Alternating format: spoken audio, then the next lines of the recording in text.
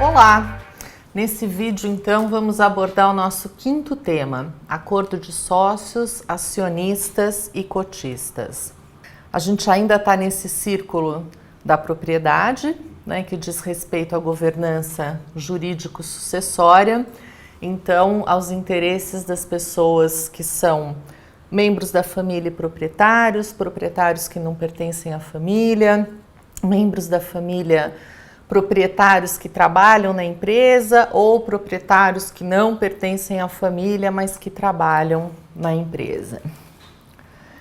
E o acordo de acionistas, ele também tem uma previsão legal. Ele está previsto no artigo 118 da mesma lei que a gente falou para as holdings, né, a 6404, que é a lei das SA, previsto no artigo 118, que trata justamente dos acordos de acionistas, compra e venda das ações, preferência para adquiri-las e exercício do voto ou do poder de controle.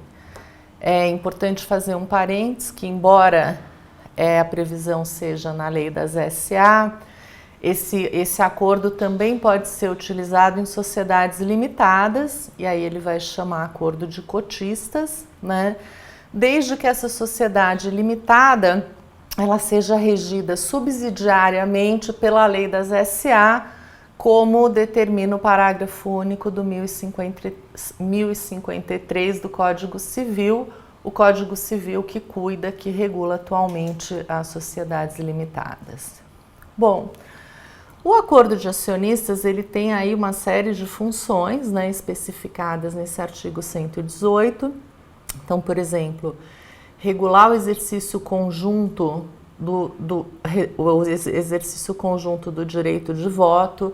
Então, ele vai tratar aí, por exemplo, de reuniões prévias. Os acionistas signatários desse acordo se encontram antes de uma assembleia ou de uma reunião de sócios e já levam o seu voto em bloco, o seu voto definido para essa assembleia, né? O voto de todos esses signatários do acordo, que pode ser, por exemplo, 60%, 70%, 40%, o que seja. No acordo de sócios, pode estar previsto também quóruns qualificados, né? Quóruns acima do que dispõe a lei para determinadas matérias, para você incluir aí as sócios que sozinhos não teriam esse poder. E o acordo também vincula os seus signatários. Então, uma vez que eu me comprometi com aquele exercício conjunto de voto, eu não posso chegar na Assembleia e falar, olha, eu vou votar diferente, né?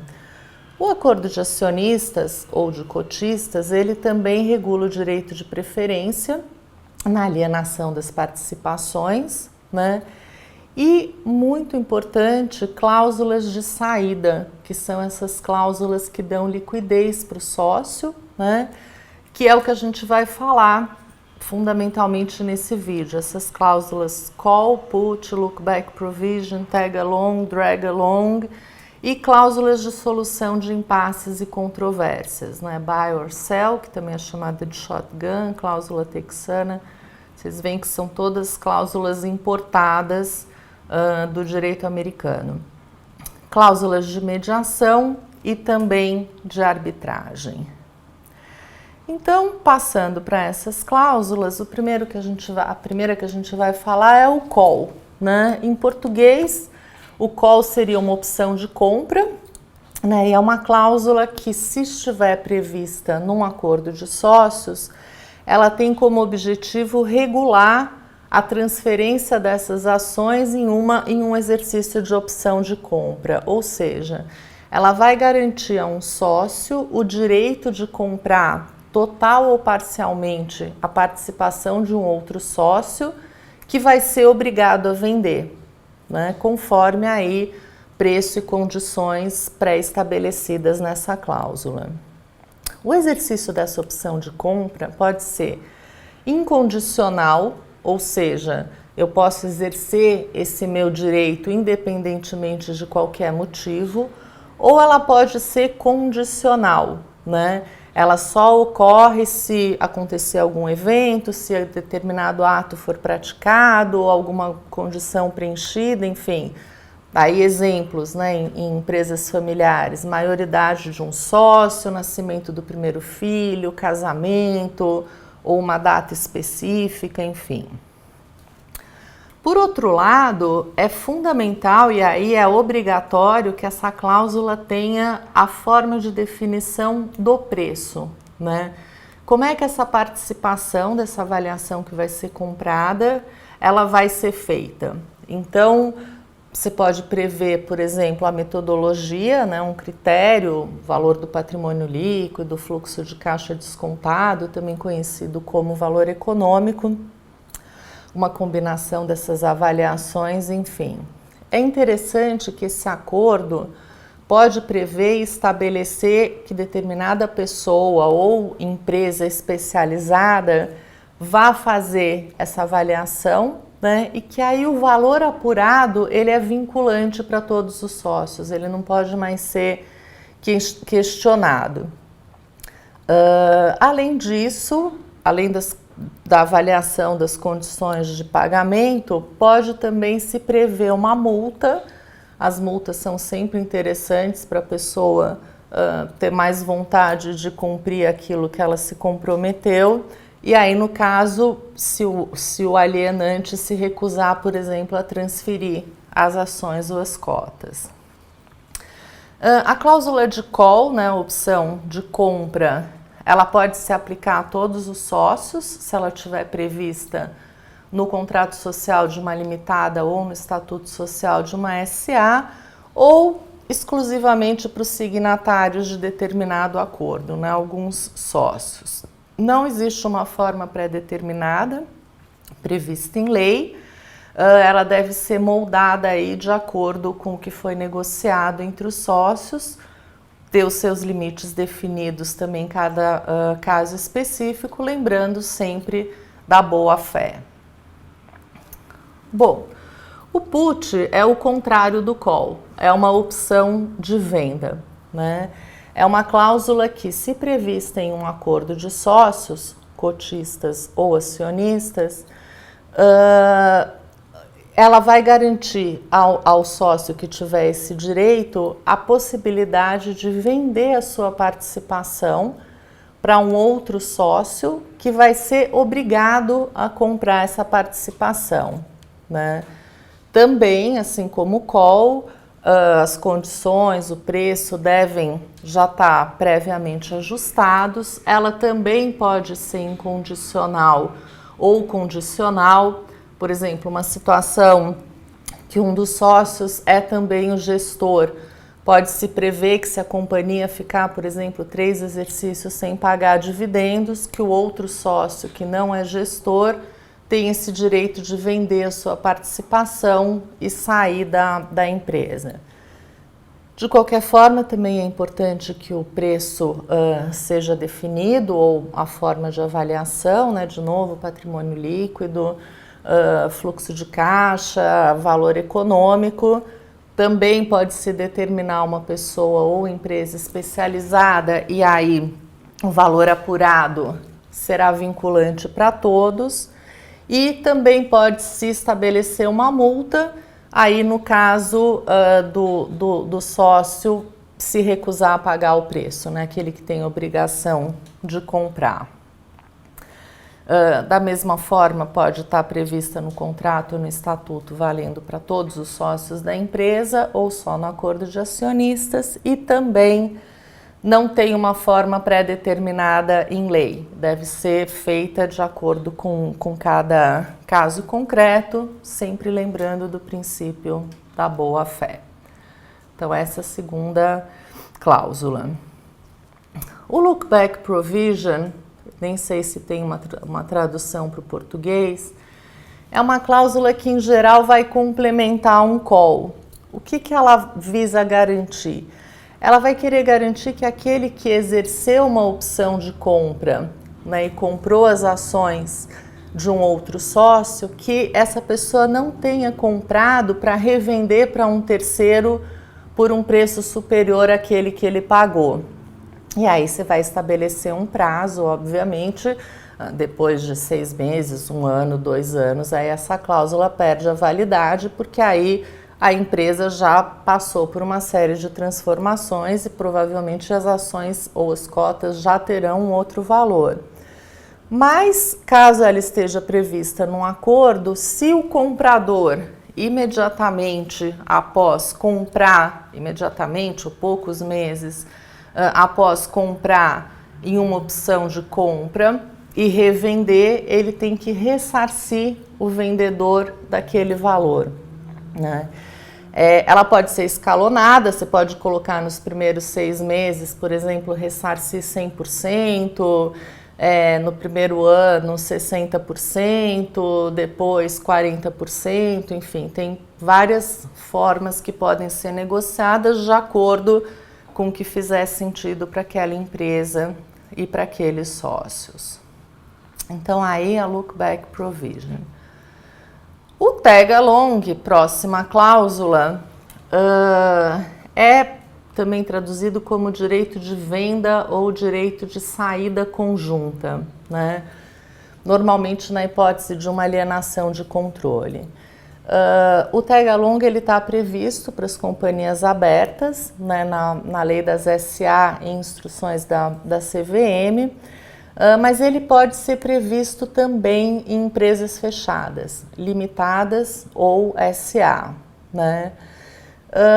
Como é que funciona? Se tiver uma cláusula nesse sentido, o adquirente, o terceiro que vier comprar o controle daquela companhia, ele necessariamente vai ter que fazer uma oferta para os outros sócios minoritários ou para aqueles que tiverem, que forem signatários do acordo, pelo mesmo preço e nas mesmas condições que ele fez a oferta para o acionista controlador, né?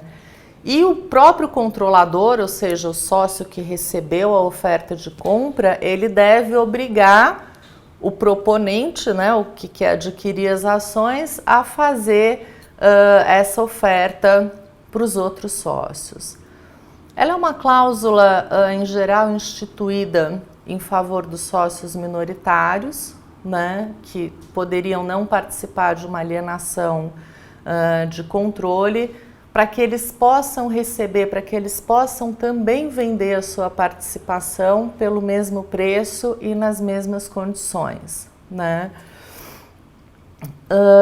Sob o ponto de vista econômico, essa cláusula é bastante interessante porque ela distribui o prêmio de controle entre todos os sócios, né?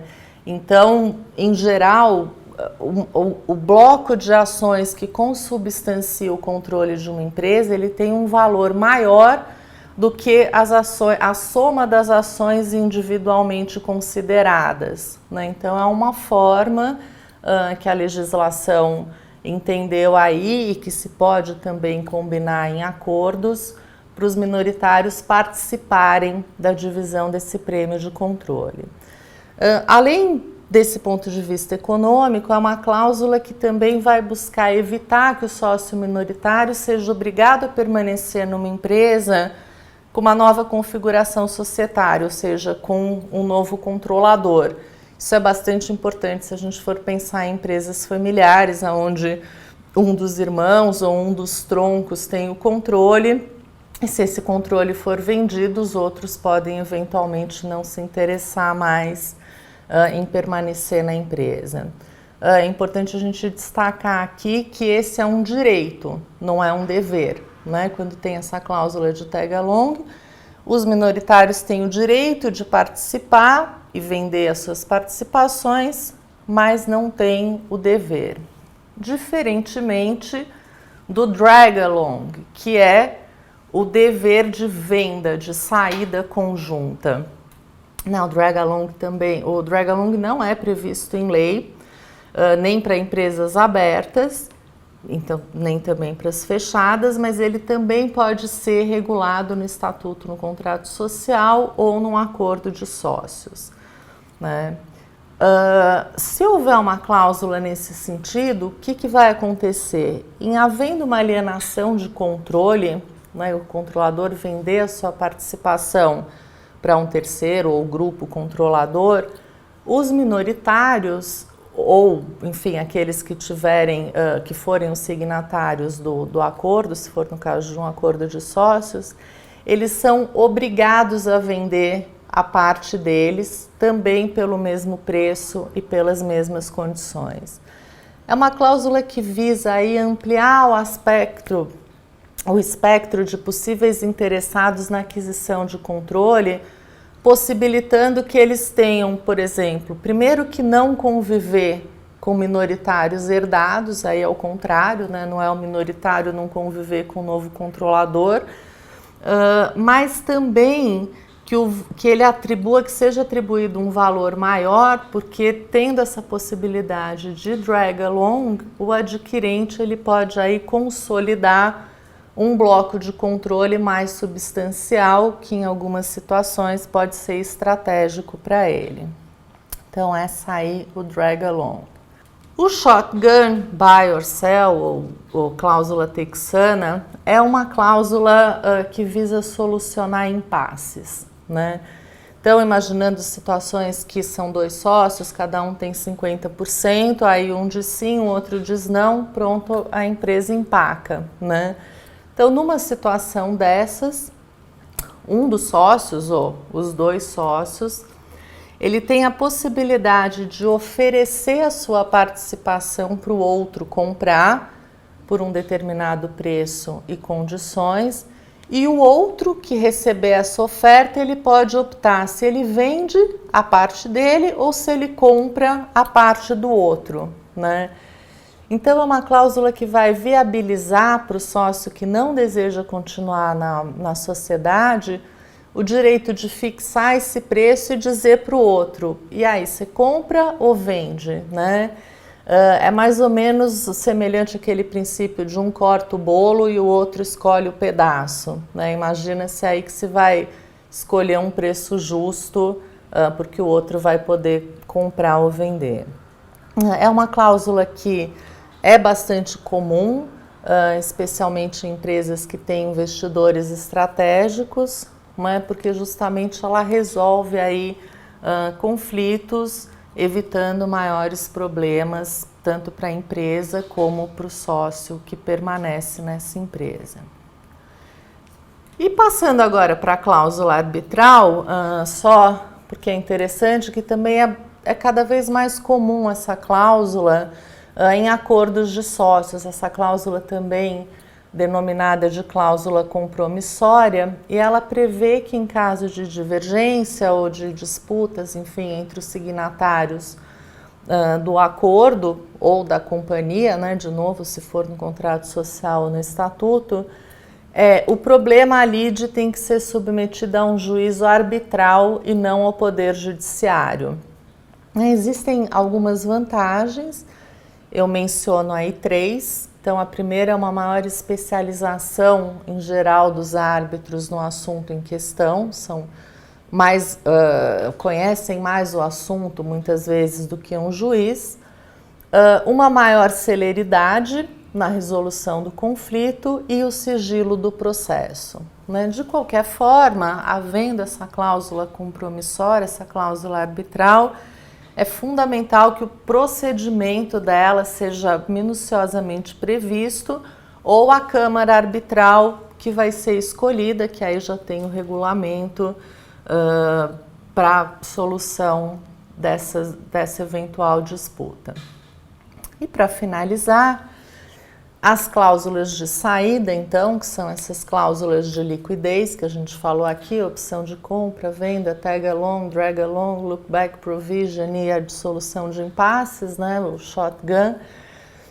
O que elas buscam fundamentalmente? Fugir das incertezas da configuração das hipóteses legais, né, que em geral geram uma série de discussões, especialmente se a gente estiver falando de pedido de dissolução parcial ou de exclusão de sócio, que são as possibilidades previstas em lei, e também estabelecer um critério mais objetivo para avaliação dessa participação e para a forma de pagamento, né? Pode estar previsto em contrato ou estatuto ou acordo de cotistas e acionistas. Importante que contenha a definição dos eventos, o critério de avaliação da participação societária e a forma de pagamento, cláusulas penais, eu sempre acho interessante, e cláusula de arbitragem, se for o caso. Ressaltando que um mesmo acordo pode conter todas essas cláusulas ou várias dessas cláusulas, uma não invalida a outra, simplesmente elas vão acontecer em situações diferentes, né? Esses acordos eles também são chamados de acordos de bloqueio, porque eles regulam minuciosamente a compra e venda e a saída dos seus signatários. Com isso, então, a gente termina o nosso 5º vídeo. O nosso 6º vídeo a gente vai falar sobre doação e usufruto de cotas e nua propriedade.